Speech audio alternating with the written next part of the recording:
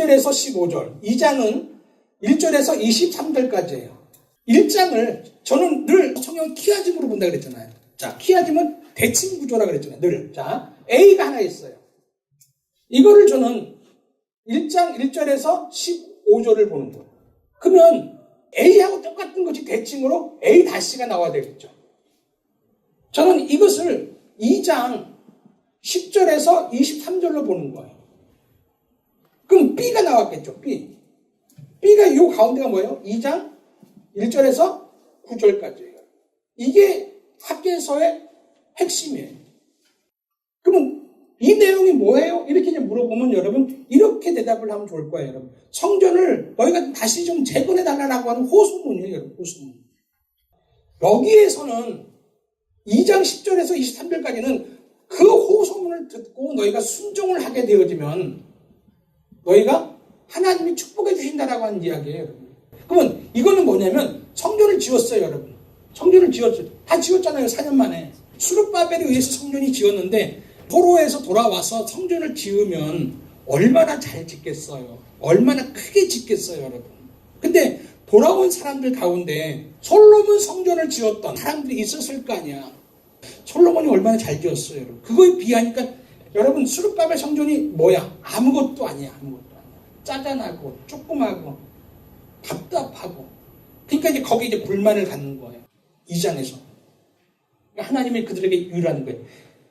그때 솔로몬의 성전이 그때의 영광보다 지금 수르바벨의 성전을 보면서 내 마음이 너무 기쁘고 행복하고 내 영광이 거기에 더 충만하다는 얘기를 하는 거예요. 교회는 하나님 볼 때는 작고 큰 것이 아니에요. 하나님의 마음에 합하냐가 더 중요한 거예요. 그 얘기를 이제 2장에서 하게 되는 거예요. 그래서 하나님이 이제 520년에 이제 말씀하는 거예요, 여러분. 1장 1절에서 4절까지 여러분 학계를 통하여 이제 백성들 먼저 책망을 해요. 책망을. 그것이 다리오 왕 2년 6월 1일 날 책망의 말씀이 이제 딱 임하는 거예요, 여러분. 그 책망의 내용이 뭐예요, 여러분? 너희가 14년 동안 성전 재건이 중단되었다라고 하는 거야. 그런데 왜 그렇게 아무도 관심이 없냐 그런 얘기예요. 방해가 있다고 해가지고 이제는 완전히 너희가 성전 재건하는데 너희 머릿속에서 마음속에서 사라진 무관심한 너희에 대해서 책망하는 이야기예요. 여러분. 4절 보세요. 4절 뭐라고 책망하나 보세요. 너희 집은 호화주택은 아니어도 잘 꾸미고 더 넓히고 더 확장시키고 뭔가 더 리모델링하고 뭐 그런 거를 요즘 시대로 하면 의미할 것 같아요. 그것이 옳으냐? 지금 이렇게 하나님 책망하는 거예요. 5절에서 11절까지에 대한 이야기를 하는데 저는 이것도 끼아짐으로 볼게요, 여러분. 5절에서 6절은 여러분 A로 놓으세요. A. 무슨 얘기를 하냐면 여러분 백성들이 공고하다는 얘기를 해요. 너희들이 지금 많이 힘들지 이 얘기를 해요, 여러분. 그래서 성경이 그들의 삶에 대한 이야기를 해요. 자, 5절 보세요, 여러분. 그러므로 이제 만군의 여호와가 이같이 말하노라. 너희가 너희의 행위를 한번 살펴봐. 그렇게 얘기를 하는 거예요. 너희가 지금 너희 현실이 지금 어떠한지를 한번 살펴봐. 그렇게 자 살펴본 거예요, 여러분. 자 6절 그들의 삶이 지금 어떤가 보세요. 보세요, 여러분. 많이 뿌렸어요. 근데 수확이 있어요, 없어요? 많이 뿌렸으면 수확이 많아야지. 근데 적대요. 마셨어요. 그러면 목이 말라서 마셨으면 갈증이 해결돼야죠. 근데 뭐라 그랬어요? 만족하지가 없대요. 흡족하지가 않대요, 여러분. 입어도 춥대요. 더욱이 여러분 일꾼이 삭을 받아서 그것을 구멍 뚫린 전대에 넣었대요. 그러니까 수입이 지출을 여러분 감당하지 못하는 거예요. 지금 520년도에 살았던 그 사람들의 삶이 지금 그런 거예요. 지금. 한번 봐라. 너희 삶이 어떤가. 스스로를 위해서 엄청 많이 수고를 지금 했는데도 불구하고 전혀 만족함이 없는 어쩌면 오늘 우리의 삶과도 같은 그게 지금 여러분 그거예요. 백성들의 곤고함이에요. 여러분. 자, 그러면 A-는 그러면 어디를 보냐면 여러분 9절에서 11절을 보면 돼요. 이건 뭐냐면 그렇게 곤고한 이유가 뭐냐.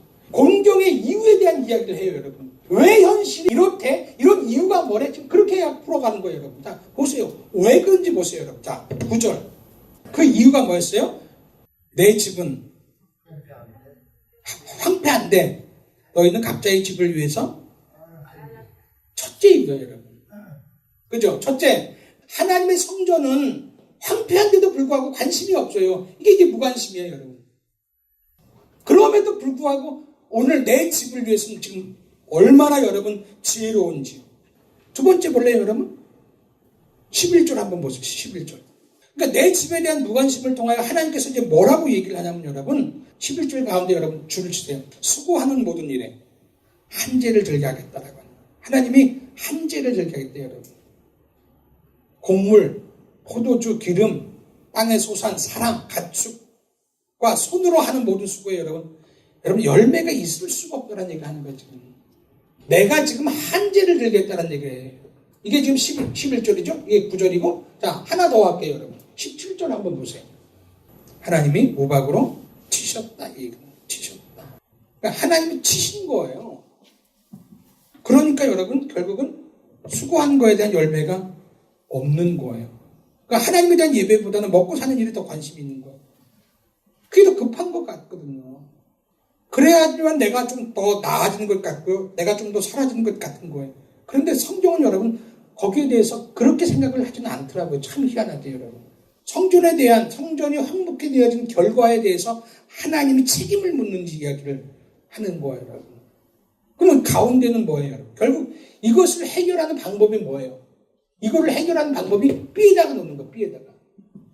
여러분, 이 해결하는 방법이 뭔지를 한번 보세요. 오늘 내 삶 속이 지금 이렇다면은, 오늘 내 삶 속에서 여러분, 이래서 이것이 하나님을 통하여서 나에게 오는 결과라면, 이걸 해결하는 방법은 하나님도 제시해 주겠죠. 자, 보세요. 이거를 7절에서 8절까지 보면 되겠죠. 그러면 6, 7, 8, 9, 그죠? 10일까지 딱 나오겠죠? 자. 오늘 말씀을 통하여 중요한 건 팩트는 뭐냐면, 저는 그거예요, 여러분. 오늘 내가 성전에, 내가 교회에 무관심하게 되어지면 중요한 거예요. 교회는 황폐해진다라고 하는 거. 에이, 다른 집사님이, 다른 권사님이, 목사님이 관심 가지면 되지. 목사님이 관심 갖고 다른 집사님이 관심 가지면 되지. 다른 권사님이 관심 가지면 되지. 그러면 그 권사님의 성전은 황폐하지 않을 거예요. 목사님이 관심 갖고 그 권사님이 관심 가지면 되잖아요. 그러면은 그 목사님 성전, 그 권사님 성전은 황폐하지 않을 거예요, 아마. 그러나 내 성전은 여러분 황폐해버리는 거예요. 왜 이거를 자기 거로 만드냐면 여러분, 성경에 지금 그렇게 보여주는 거 한번 보세요, 여러분. 교회가 성전이 황폐했죠. 그 황폐에 대한 책임을 교회에 묻지 않고 나에게 묻어요. 백성들에게 물어요. 나의 황폐로운 거예요. 너의 삶을 한번 살펴봐. 지금 그렇게 얘기하잖아요, 여러분. 왜 성전이 황폐한 것이 나의 삶의 황폐와 연결시키냐는 얘기예요. 지금 성경은 지금 그걸 연결시키고 있는 거예요, 지금. 나의 황폐함으로 계속 얘기하는 거예요, 여러분. 그러니까 나에게 묻는 거예요, 지금. 계속 여러분 나의 황폐함을 얘기하는 것이 뭐예요? 내가 황폐해서 황폐해졌어요? 내가 열심을 안 해서 여러분 황폐해졌나요? 오늘 성경은 그 얘기 안 하잖아요. 내 열심이 없어서, 내가 내 인생의 계획이 없어서, 내가 내 열심에 최선을 다하지 않아서 내가 황폐했다. 이런 얘기가 없잖아요, 성경은 지금. 그리고 여러분, 성전이 회복되어질 때 여러분, 재건되어지니까 마지막 19절에 뭐라 그랬어요, 여러분? 내가 너에게 지금 오늘부터 복 주겠다라고 하는 얘기를 하는 거예요, 여러분. 성전의 재건을 통하여 내 삶이 재건되어지는 거예요. 내 삶의 재건은 내 노력, 내 힘, 나를 위해서 내가 무언가를 열심히 하는 것을 통하여 되어지는 것이 아니라 오늘 하나님의 전 성전을 내가 여러분 재건시키면 내 삶의 재건은 여러분 하나님이 시켜준다라고 하는 이야기예요. 이게 성경 전체에 흐르는 여러분 맥이라고 생각이 되어지는 거예요. 오늘 여러분들이 힘쓰는 것, 여러분들이 관심 갖는 것, 오늘 여러분이 가지고 있는 걸 가지고 오늘 주님을 위해서 쓰여지는 시간이 얼마예요? 오늘 여러분이 가지고 있는 재능을 가지고 주의 성전을 위해서, 주의 성전의 황폐함을 막는데 여러분 쓰여지는 여러분 분량은 얼만큼인지, 오늘 여러분들이 가지고 있는 재물을 가지고 하나님의 성전의 황폐함을 막는데 쓰여지는 여러분 재물의 양은 얼만큼인지, 저는 그걸 가지고 8절에 있는 얘기, 산에 올라가서 나무를 가져다가 성전을 건축하라고 하는 행위와 같은 행위를 보는 거예요. 오늘 내가 주를 위해서 쓰는 시간, 내가 주님을 생각하면서 주의 성전을 위해서 해야 할 달란트들, 그걸 얘기하는 거라고 생각을 해요. 그걸 할 때 오늘 보니까 8절에 보니까 내가 그로 말미암아 기뻐하고 내가 그로 말미암아 영광을 받는다. 그것이 나의 기쁨이고 그것이 하나님께 영광 돌리는 방법이다. 여러분, 하나님께 영광 돌리는 방법은 내 것을 어쨌든 내놓아야 돼요. 로마서에 가면 하나님이 우리의 삶을 통하여 영광을 받는다 할 때 여러분, 하나님이 언제 영광을 받느냐면 성경에 딱 2번 나와요. 로마서에서. 자, 첫 번째, 하나님이 언제 우리의 삶 동안 기뻐하고 영광 받냐면 로마서 4장에 보면 여러분, 아브라함 얘기가 한번 나와요. 아브라함이 100살 될 때 여러분, 도저히 자기의 실력과 능력으로는 여러분 아기를 낳을 수 없어요. 근데 하나님이 그렇게 얘기해요. 너를 통해 아기를 낳았다. 이렇게 얘기해요. 도저히 믿을 수 없어요. 도저히 믿을 수 없어요. 믿을 수 없는 여러분 상황과 환경 속에서 아브라함이 여러분, 내가 믿습니다. 그래요. 하나님, 나는 그렇게 하나님 나를 통하여 그렇게 하실 수 있는 걸 내가 믿습니다. 이렇게 얘기해요. 나는 못해요. 100살에 무슨 아기를 낳아요. 근데 하나님이 나를 통하여 그렇게 일을 하신다면은 나는 그런 하나님을 믿습니다. 이렇게 얘기해요. 참 대단하죠. 여러분 그렇게 고백하세요. 나는 할 수 없어요. 나는. 근데 하나님이 나를 통하여 하신다면은 하나님은 하실 수 있는 걸 나는 믿습니다. 이렇게 고백하는 거예요. 그랬더니 하나님께서 그에게 영광 받았다. 이렇게 나와요. 두 번째 여러분, 로마서 15장에 보면은 예수님이 우리를 다 받았다. 그렇게 얘기해요.